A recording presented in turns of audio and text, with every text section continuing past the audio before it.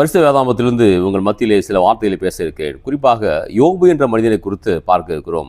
இந்த யோபை குறித்து பார்க்கும் பொழுது அவன் தேசத்தில் ஊத்ஸ் என்றும் தேசத்தில் அவன் வாழ்ந்தான் என்று வேதத்தில் நான் பார்க்கிறோம்.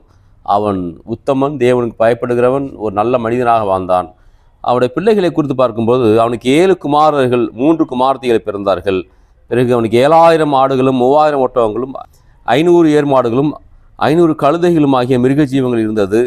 அது மட்டுமல்ல, திரளான பணிவிடைக்காரரும் இருந்தார்கள். இதனால் அந்த மனுஷன் கிழக்கத்தி புத்திர எல்லாரிலும் பெரியவனாயிருந்தான்.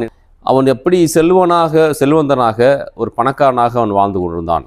ஆனாலும் கூட பாருங்கள், அந்த நேரத்தில் சாத்தான் சோதிக்கும்படியாக வருகிறான். அங்கே அப்போ சாத்தான் பாருங்கள் என்ன பண்ணுறான்னா, சோதனை கொண்டு வருகிறான். நீ எங்கே இருந்து வருகிறாய் என்றார்.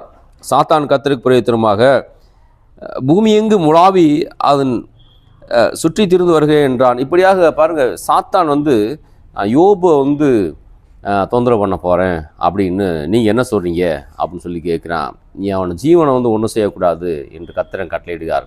பிறகு பாருங்கள், அவனுக்கு எல்லா நஷ்டங்கள் ஏற்படுகிறது, இழப்புகள், அநேக இழப்புகள் அங்கே அவன் சந்திக்கிறான். சந்திக்கிற வேளையில் அவனோட மனைவி சொல்கிறாங்க, நீ தேவனை தூசித்து ஜீவனை விடு, எதுக்கு நீ உயிரோடு இருக்கிற, கடவுளை சபிச்சுட்டு நீ செத்து போயிரு அப்படிங்கிறா. ஆனால் அவன் சொல்கிறான் அப்படி கிடையாது அப்படிங்கிறான். பிறகு என்ன நடக்குது பாருங்கள், வாழ்க்கையில் கடைசி காலங்களில் அவன் தன்னுடைய தவறை ஒத்துக்கொள்கிறான். யோபு 42ஆம் அதிகாரத்தில் படிக்கிறோம். சொல்கிறான் 2ஆம் வசனம், தேவனி சகலத்தை செய்ய வல்லவர், நீ செய்ய நினைத்தது தடைபடாது என்பதை அறிந்திருக்கிறேன், அறிவில்லாமல் ஆலோசனையை மறைக்கிறவன் யார் என்று சொல்கிறான். பிறகு தன்னுடைய சிநேகிதருக்காக யோபு ஜெபிக்கிறான். ஜெபிக்கிற வேளையில் தேவன் அவனுடைய சிறையிருப்பை மாற்றினார் என்று வேதாகமத்தில் பார்க்குறோம். அங்கே என்ன நடக்குது பாருங்கள், கடைசியில் அவனுக்கு இருந்த எல்லாவற்றிலும் ஏற்கனவே இழந்தான் பாருங்கள், அதில் எல்லாவற்றையும் ரெண்டத்தனையாக பெற்றுக்கொள்கிறான். அவர் தான் கர்த்தர்.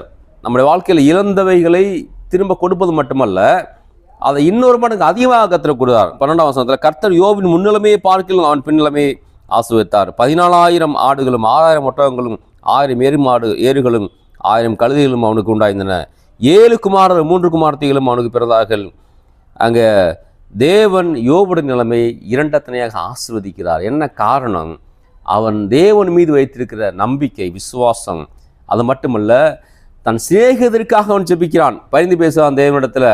அந்த நேரத்தில் தேவன் அவனுடைய சிறையிருப்பை, அவனுடைய கட்டுகளை அவிழ்த்து போடுகிறார், மாற்றி போடுகிறார்.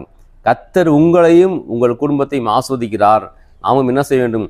பிறருக்காக ஜெபிக்க வேண்டும், பிறருக்காக நாம் பாரப்பட வேண்டும், பிறருக்காக கரிசனையோடு கூட, தேவ அன்போடு கூட நாம் அவர்களை நேசிக்க செய்கிற வேளையில் தேவன் நம்முடைய வாழ்க்கை சூழ்நிலையை மாற்றுகிறார்.